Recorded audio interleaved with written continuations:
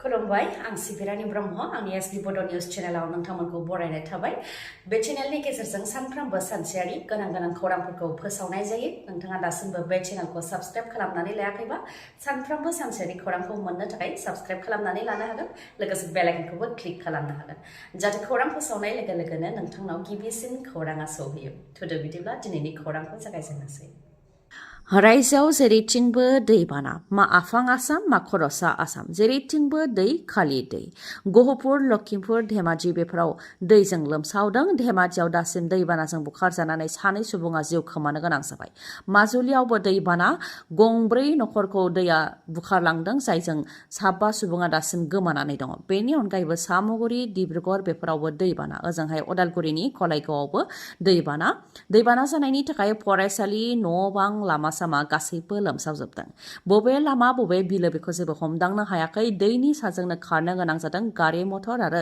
सुबुंफोरा दैनि साजोंनो हान्थिनो गोनां जादों माथावरि बायनानै गोबां न'आनो दैजों बुखारलांजानो गोनां जादों बेनि अनगायैबो फैगौ सानबायाव आरोबाव सांग्रांथि होबावदों बोथोर बिगियाना सोनाब कार्बि आंलं आरो डिमा हासाव जिल्लायाव गोजा गाबनि सांग्रांथि फोसावदों ओजोंहाय बरपेटा जरहाट बङाइगाव नलबारि शिबसागर चराइदेव तिनसुकिया बेफोर जिल्लाफ्राव कमला गाबनि सांग्रांथि फोसावदों काजिरङायावबो सेक्सन 144 फोसावदों काजिरङानि गेजेरजों खारनाय कमार्शियेल गारिफोराव हेंथा होदों नाथाय पेसेन्जार गारि आरो पार्सनेल गारिफोरा पुलिस आरो हाग्रा बिफाननि माखासे नेमखान्थिनि गेजेरजों खारनो मोनगोन रिपर्टनि बायदिब्ला रायजोनि गं 14 जिल्लायाव गासै 1498 गामियानो दैजों लोमसावजानानै दङ थैनाया मा आरो थैनाया बेसेबां गिथाव बेखौ गावनि मेगनजों रोखा रोखा नुदों आरो मोनदांदों गिथावना दैनि दाहाराव गावसोरखौ रैखा खालामनो थाखाय नाजाथाबदोंमोन नाथाय हायाखै हाजोनिफ्राय फैनाय बेसेबांबा दैनि दाहारा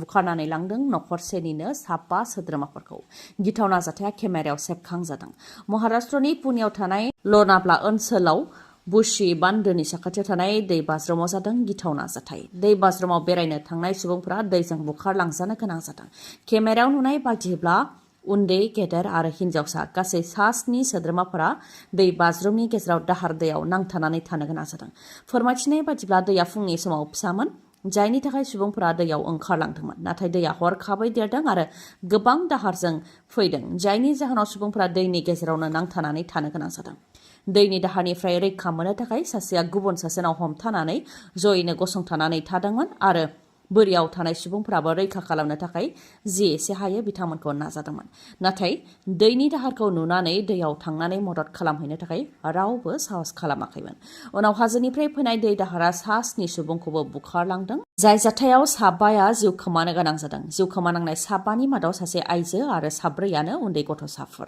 जाथाय जानायनि उनाव रैखा खालामग्रा हान्जा पुलिस इन्डियान नेभिनि डाइभार्स जयैनो गोथै देहाखौ नागिरनायाव माखासे घन्टानि उनाव 3नि गोथै देहाखौ मोननो हादों आरो मैया 2नि गोथै देहाखौ मोननो हादों थैनाय साबानि मुंफोरा फारियै 36 बोसोर बैसोनि साहिस्ता लियाकात आनसारी 13 बोसोर बैसोनि अमीना आदिल आनसारी 8 बोसोर बैसोनि उमेरा आदिल आनसारी 9 बोसोर बैसोनि मारिया आनसारी आरो 4 बोसोर बैसोनि आदनान आनसारी खौरांनि बायदिब्ला जुलिनि थाखाय मुम्बाइनिफ्राय 19 सोद्रोमाफोरा पुनेयाव फैदोंमोन बेयावनो पिकनिक जानो थाखाय बा लावखार ओंखाम जानो थाखाय बे दै बाज्रुमाव फैदोंमन नाथाय जाय जायगायाव बे जाथाया जादों बे रेस्ट्रिक्टेड एरियाखामोन बेखौ फालियैनि थाखायनो बे जाथाया जानो मोन्दों होननानै फोरमायथिदों क'क्राझाराव एनकाउन्टार खालामनाय जाथाय डाकाइत आमिर हुसैननि सायाव एनकाउन्टार खालामदों जायजों जोखोम जानो गोनां जादों डाकाइत आमिर हुसैना उनाव दुथांखौ फाहामथायनि थाखाय क'क्राझारनि रुपनाथ ब्रह्म सरकारि देहा फाहामसालियाव थिसननो गोनां जादों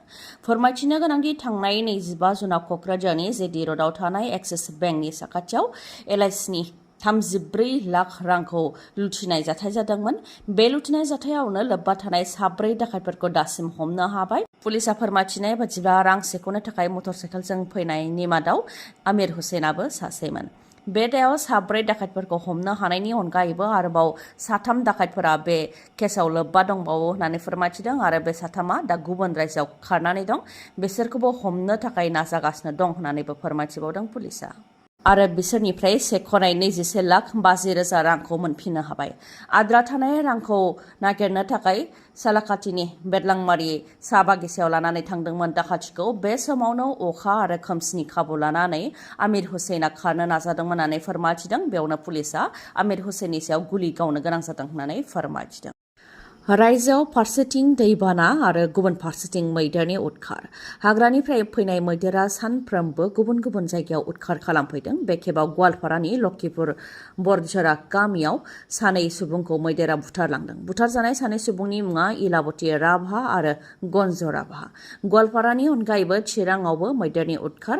चिरां जिल्लानि सान्थिपुराव मैदेरनि उदखार। रुनिकाटा रेन्जनि 2 नं कुसुं दैसा गामियाव मैदेरा फैनानै सोमब्ला मुसाहारिनि न'आव उदखार खालामफैदों। हरनि 1:30 रिंगानिफ्राय 2 रिंगानि गेजेराव हरनि समाव उन्दुफुबाय थानाय समावनो सोमब्ला मुसाहारिनि न'आव हाग्रानि मैदेरा फैनानै बिथांनि PMAY नि न'खौ सिफायफैदों। उन्दुफुबाय थानाय सोमब्ला मुसाहारिया खुनुरुखुम थट मोननानै जाथायथिलिनिफ्राय खारग'नानै जिउ रैखा मोननो हादों। फोरमायथिनाय बायदिब्ला सोमब्ला मुसाहारिनि PMAY न'खौ सिफायनानै सिलिंखार खालामलांनायनि अनगायैबो बिथांनि माइ थालिर बायदिखौ जालांदों। बेनि अनगायैबो गय औवा बायदिखौबो सिफायलांदों। बिथांमोननि न'आव उदखार खालामनायनि अनगायैबो बे गामिनिनो बिसान बसुमतारी, जारौ नार्जारी बिथांमोननि न'खरावबो सिलिंखार खालामलांदों हाग्रानि मैदेरा। थांनाय बोसोरावबो बे गामियावनो 35 बोसोर बैसोनि पसन नार्जारीखौ हाग्रानि मैदेरा बुथारलांदोंमोन। माइबारियाव माइ नेबाय थानाय समावनो मैदेरा फैनानै बेबायदि जाथायखौ खालामलांदोंमोन होननानै फोरमायथिदों। आरो बे ओनसोलाव हाग्रानिफ्राय फैनानै मैदेरा बेबायदि गले गले जाथाय खालामलांबाय थादों। जेरावनाखि हाग्रा बिफाननि EM रन्जित बसुमतारीया फेन्सिं होनो थाखाय रादाय होलांदोंमोन। बेनिखायनो जाहाथे बिथाङा बे फेन्सिंखौ होयो बेनि थाखायबो खावलायो रायजो राजाफ्रा। क'क्राझार जिल्लायाव फिन सिखावनि उदखार। जुब जुब अखा हाबाय थानायनि खाबु लानानै गंसे फिसा गहेनानि गलायाव सिखाव हाबदों। बेनि उनाव सिखावा सरि लिरनानै गालांदों। क'क्राझार जिल्लानि गसाइगाव महकुमानि सिङाव थानाय 1 नं भमब्रा बिलाव थानाय गहेनानि गलायाव सिखावनि गाज्रि नोजोर। सिखावा थिं बोफ्लंनानै गलायाव हाबनानै गलायाव थानाय गहेनाफोरखौ खावनानै लांदों। बेनि उनाव सरि लिरनानै गालांदों। जाथायखौ लानानै गलानि बिगोमाया दुखु मोननाय फोरमायथिदों। गासै 60निफ्राय 65,000 रांनि गहेनाफोरखौ खावनानै लांदों होननानै फोरमायथिदों। जोबोद दुखु खस्थ'नि गेजेरजों बे गलाखौ फसंदों होननानैबो दुखु मोननायखौ फोरमायथिबावदों गलादारा। आसामाव थाद'नाय गैयै जुब जुब अखा हानायनि जाहोनाव जेरैथिंबो दैबाना। दैबाना नायनो थांनायाव नाव बेलथायनानै दैयाव गोग्लैदों BJPनि MLA। जायनाखि दा रायजोनि फ्राय मोनफ्रोमबो जिल्लायावनो दैबाना जादों। बेनिखायनो दैबानानि थासारिखौ खौरां लानो थाखाय आसामनि गिबि मन्थ्रि डक्टर हेमन्त बिश्व शर्माया मन्थ्रि आरो MLAफोरखौ बिथोन होदों। गाव गाबागाव बियाफोराव दैबाना जानायफोरखौ खौरां लानो थाखाय मन्थ्रि MLAफोरखौ बिथोन होनाय लेखायै मन्थ्रि MLAफोराबो दैबाना जानाय जायगाफ्राव थांनानै नायगिदिंहैदों। थिग बेबायदिनो शिबसागरनि थौरा बियाबनि MLA सुशान्त बरग'हाइ बिथाङाबो नावजों दैबाना नायगिदिंनो थांदोंमोन। नाथाय नावआव दै हाबनायनि थाखाय नावआ दै गेजेरावनो बेलथायदों आरो MLA बिथाङाबो दैयाव गोग्लैनो गोनां जादों। उनाव दैनि गेजेरजोंनो थाबायनानै रायजो राजाफोरखौ खौरां लाहैनो गोनां जादों बिथाङा। ओजोंहाय मन्थ्रि पीयूष हाजरिका बिथाङाबो बकाखातआव दैबाना जानायखौ खौरां लाहैदों। नाथाय रायजो राजाफ्रा खुद्रिनायखौसो फोरमायथिदों। दैबाना जानायखौ होबथानो थाखाय सोरखारा जेबो राहा लायै, जेरै माथावरि मोजां बानायनानै होयैनि थाखाय आरो रायजो राजाफोरनि रैखाथिनि थाखाय बा रायजो राजाफोरनो जेबो राहा खालामनानै होयैखौ लानानै खुद्रिदों रायजो राजाफ्रा। जेराव खोथा बाथ्रा दान्थे बिदान्थे जानायखौ नुनो मोननाय जादों। चिरां जिल्ला सान्थिपुरनि रायजो राजाफोरनि थाखाय मोनसे जोबोद गोजोनथाव खौरां। नोंथांमोनहा मटर साइकेल बा स्कुटि बायनो थाखाय गुबुन जायगायाव थांनांगौनि जेबो गोनांथि गैलिया। सान्थिपुर बाजारावनो नोंथांमोननि थाखाय गोदानै बेखेवबाय बागुरुम्बा TVS श'रुम।